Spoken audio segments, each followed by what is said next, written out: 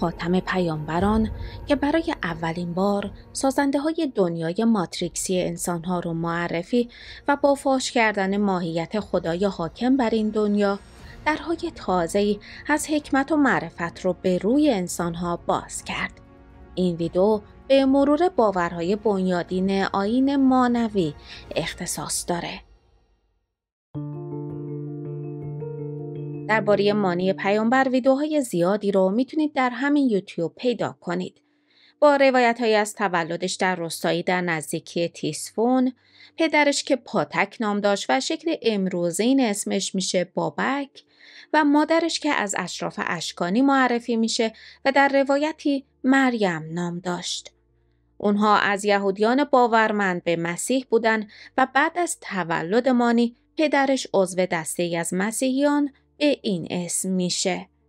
در منابع فارسی این دسته به اسم الخصایی معرفی شدند. اونها آداب و مناسک بسیار شبیه اسنی ها داشتن. مثلا از کشتن حیوانات و خوردنشون دوری میکردن و اغلب ریاضت پیشه بودن، طوری که در مواردی روزهاشون 2 روز طول میکشید. مثل بسیاری از دسته های مسیحیانی هم که در ابتدای ظهور این آیین تشکیل شده بودند، از رابطه جنسی و فرزندآوری دوری می‌کردند و برای همین البته در یکی از برداشت‌ها مانی تنها فرزند خانواده‌اش بود. در بیشتر بحث‌ها درباره مانی به این هم اشاره میشه که آیینش در دوره‌ای در سرتاسر دنیای شناخته شده زمان خودش پخش شده بود و در برخی تعبیرها نخستین آیین جهانی تاریخ بشر خونده میشه. دینی که به یک بار ناپدید شده و این روزها نشانی از پیروان مانی پیدا نمی کنیم. اما کمتر کسی درباره بنیانهای آیین مانی و علت جهانی شدنش صحبت میکنه یا به سرنوشت مانویانی میپردازه که برای صدها سال زیر فشار سرکوب آیینهای رسمی سرزمینهای میزبانشون در بخشهای مختلف دنیا بودن. موضوعاتی که بناست در این ویدیو و ویدیوهای بعدی به سراغشون بریم و اگه هنوز مشترک کانال نشدین سابسکرایب کنین تا یوتیوب ویدیوهای بعدی رو زودتر به دستتون برسونه.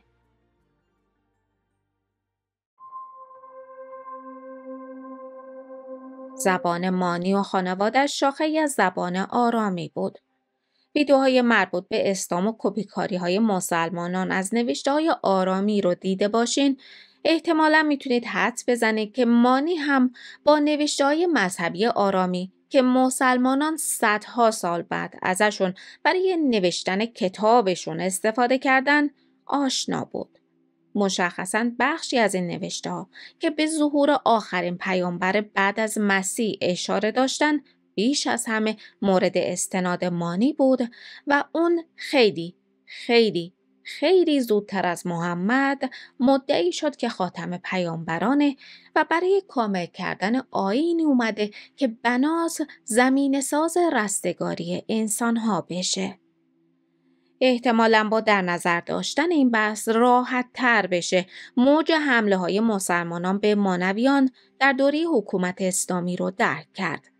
بخش عمده این حمله ها که با اجبار مانویان به تغییر آیین و همینطور نابود کردن آثار و نوشته هاشون همراه بود در دوره حکومت عباسیان رخ داد و باز ویدیوهای پیشین ما درباره اسلام رو دیده باشین میدونین که میشه دوره‌ای از تاریخ که حاکمان عرب در حال کامل کردن تاریخ جعلی اسلام به عنوان یک دین و معرفی محمد به عنوان پیامبر خودشون بودن، کسی که خاتم پیامبران معرفی شد. به اینها اضافه کنین رویکرد سازمان یافته مسلمانان در سوزاندن و نابودی آثار مکتوب کهن که باعث شد بخش زیادی از نوشته‌های تاریخی مربوط به مانویان هم از بین بره و تا سالیان طولانی تنها منابع در دسترس درباره باورهای مانویان مربوط به نوشته‌های خود مسلمانان یا مسیحیانی بود که رویکردی منفی نسبت به اونها داشتن و مانوی‌ها رو کافر معرفی می‌کردند. در صورتی که این بحث براتون تازه است و فکر میکنیم باید دربارش بیشتر صحبت کنیم، حتما برامون در کامنت ها بنویسین تا یه ویدیوی جدا فقط درباره این موضوع داشته باشیم.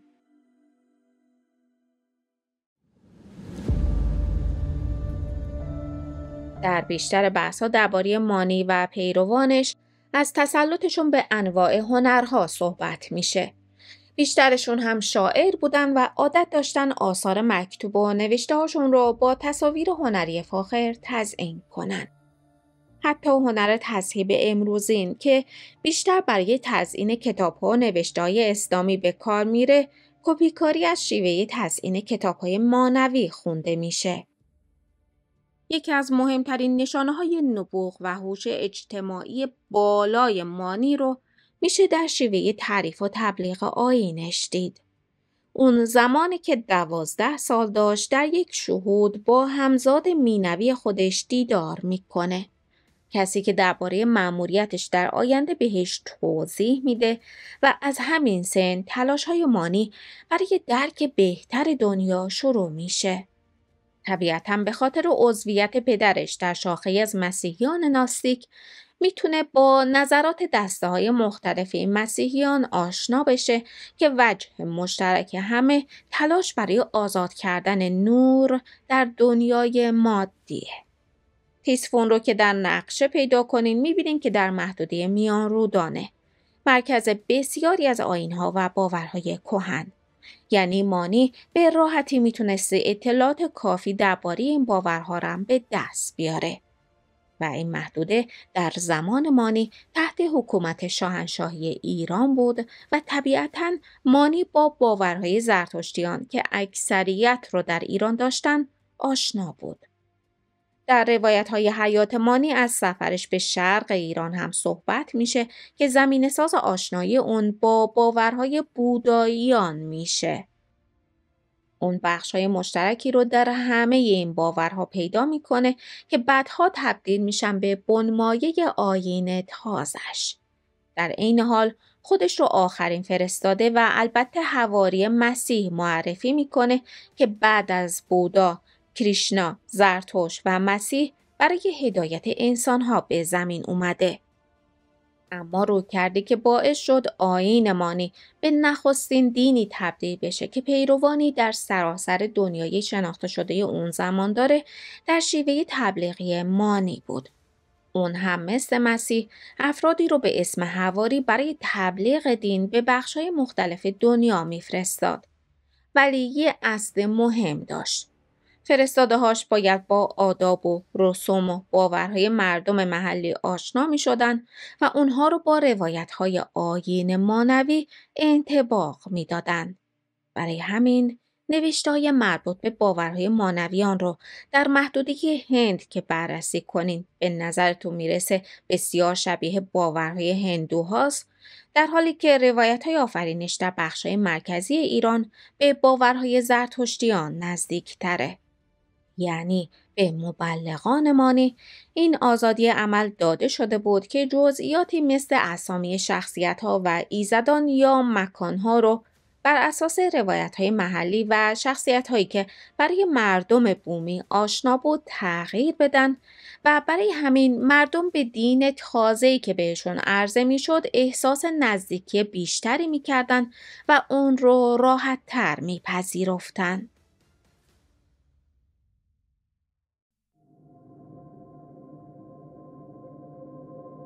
روایت آفرینش مانی با دو دنیا شروع میشه.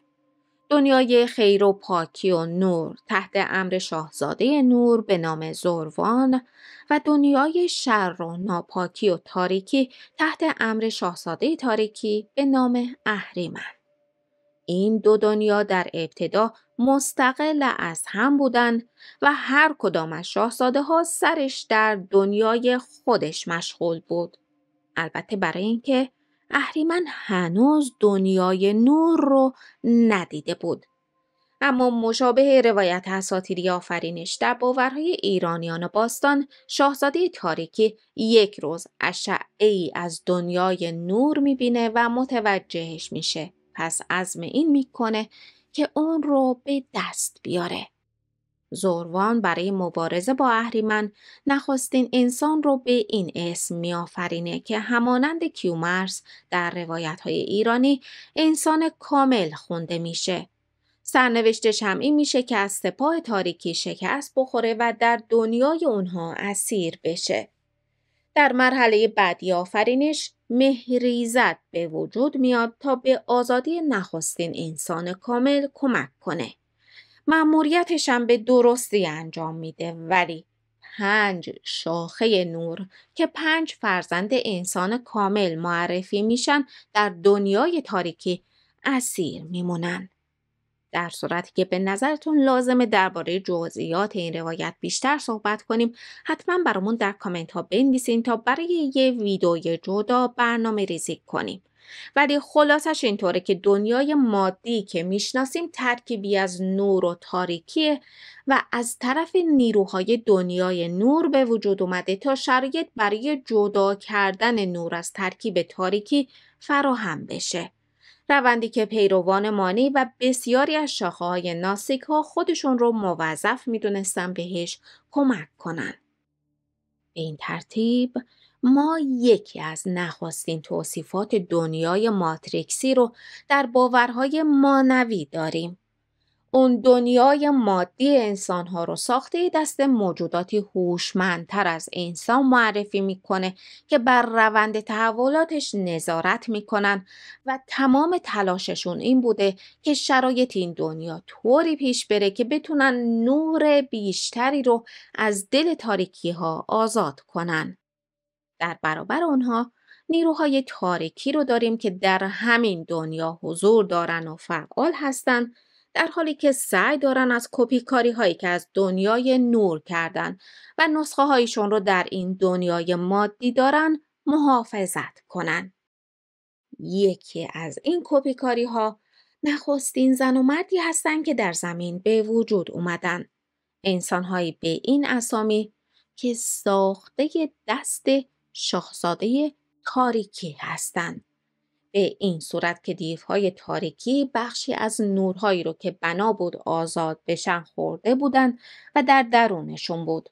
پس 2 فرشته یا ایزد بسیار خوبرو مأمور این میشن که با اغوای این دیوها بخشی از ذرات نور رو ازشون آزاد کنن. منتها پاره‌های از این نورها به زمین میریزه و اهریمن که با دیدن این فرشته ها به فکر داشتن فرزندانی شبیه اونها افتاده بود، دست به کپیکاری میزنه و 2 انسان رو از این ذرات نور در زمین میسازه. این بخش از روایت همخوانی داره با باورهایی که از ایزدی ها مرور کردیم و بر اساسش ملک طاووس که معادل شاهزاده تاریکی یا اهریمن خونده میشه نیروی حاکم بر این دنیاست و کسیه که معادل آدم و حوا رو در روایت‌های مانی به وجود میاره. یا به عبارتی خدایی که در ادیان تک خدای امروزین به عنوان خدای حاکم بر این دنیا و آفریننده آدم و حوا معرفی میشه شاهزاده تاریکی یا همون اهریمنه. در حالی که بخشایی از دنیای نور رو در دنیای مادی ما اسیر کرده. آدم و حوای روایت‌های مانی صاحب فرزندی به اسم شیث هم میشن که با روایت‌های ادیان ابراهیمی یکیه. اون کسی هم که به سراغشون میره و ترغیبشون میکنه از میوه درخت دانش بخورن، نه شیطان یا اهریمن، بلکه نماینده از طرف خدای نور یا زوروان بود. کسی که به اسم عیسی درخشان ازش یاد میشه. نخستین انسان‌های ساخت اهریمن با راهنمایی عیسی درخشان و خوردن میوه درخت دانش میتونن به ماهیت اصلی خودشون و نوری که در درون دارن پی ببرن و راه خودشون رو به سمت دنیای نور پیدا کنن. ولی فرزندشون شیث که از درخت دانش دور افتاده بود، بی خبر از ماهیت خودش به زندگی در دنیای مادی ادامه میده و با زیاد شدن نسل انسان نوری که در درون شیث اسیر بود بین تعداد بیشتری از انسانها تقسیم میشه. بحثی که ما رو میرسونه به روایت‌های ماورایی از نوری که همه انسان‌ها در دل دارن و دانشی که در درون همه مخفی مونده و در صورتی که کسی بتونه به این نور یا دانش درونی مسلط بشه، مسیر رسیدن به دنیای نور رو پیدا میکنه. در روایت‌های مانی، خورشید و ماه و ستاره‌ها رو نیروهای دنیای نور ساختن تا راهنمای نور درون انسان‌ها باشند. به این صورت که افرادی بی‌خبر از اصل و ماهیت خودشون طبق برنامه‌ای که شاهزاده تاریکی و نیروهاش براشون ریختن، مدام در حال تناسخ یافتن در این دنیای مادی هستند.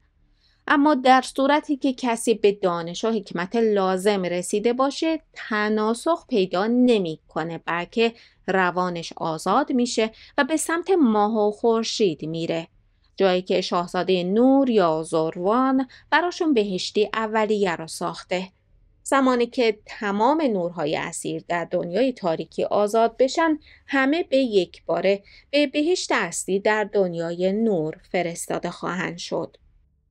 احتمالاً از روایت آدم و حوای مانوی و پخش شدن نور با تکثیر نسل انسانها در زمین حدس زدین که در این باور فرزندآوری به شدت منع شده. با این برداشت که با آمدن هر فرزند، بخشی از نور درون انسان به جسمی تازه میره و باعث اسارت بیشتر نور در دنیای مادی میشه. این برداشت رو در بسیاری از باورهای مرتبط با ناستیک ها هم داریم و میشه ازش به عنوان یک شاخص برای تشخیص ادیان و باورها استفاده کرد. به این صورت که هر دین و باوری فرزندآوری رو ترویج میکنه، در راستای اهداف شاهزاده تاریکیه و در پی پخش کردن هرچه بیشتر نور در دنیای مادی، و هر باوری که سعی در کنترل و حتی کاهش جمعیت انسان‌ها داره، در راستای اهداف شاهزاده نور حرکت میکنه. مثل همیشه اگه تا اینجای ویدیو رو دیدین، لایک و کامنت یادتون نره و اگه هنوز مشترک نشدین حتما سابسکرایب کنین.